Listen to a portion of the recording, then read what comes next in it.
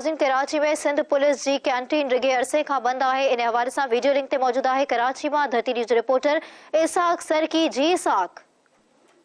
हाँ जी बिल्कुल। In time असां क्लिफ्टन थाने के अंदर मौजूद आहियूं जिते एक साल अॻु जेको आहे शिराज मेज़ के नाले से हिकिड़ी कैंटीन कायम कई हुई जैमें जेके ॿाहिरि पुलिस एहलकार मानी खाईंदा आहिनि त उन्हनि खे रोकण जे लाइ कैंटीन कायम कई वई हुई ऐं क्लिफ्टन में इहा कैंटीन कायम कई वई हुई पुलिस वारनि जे लाइ। त जेके पुलिस वारा ॿाहिरि होटलनि ते मानियूं खाईंदा आहिनि उनखां पोइ बिल न ॾींदा आहिनि, फ्री में उते मानी खाईंदा आहिनि, त उन्हनि जे लाइ हिते इहा कैंटीन जेको आहे ठाही वई हुई जंहिंजो इफ़्तिताह जेको आहे एडिशनल आई जी अॻूणो ग़ुलाम नबी मेमण कयो हुयो।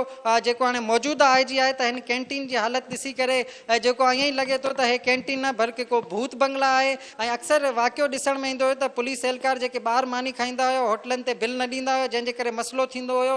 उनखे रोकण लाइ जेको आहे कैंटीन हिते ठाही वई हुई जंहिंजो इफ़्तिताह कराची पुलिस चीफ अॻूणो ग़ुलाम नबी मेमण कयो हुयो। ऐं 2 साल मुकमल थी चुका आहिनि। हिन कैंटीन खे जेको आहे मुकमल तौर ते बर्बाद कयो वियो आहे। का बि हिन में अपडेट असांखे शइ नज़र न पई अचे त कैंटीन जीअं हूंदी आहिनि मुख़्तलिफ़ उते खाधे पीते जूं शयूं मौजूदु हूंदियूं आहिनि, पर हे कैंटीन मुकमल तौर ते जेको आहे बंदि थी चुको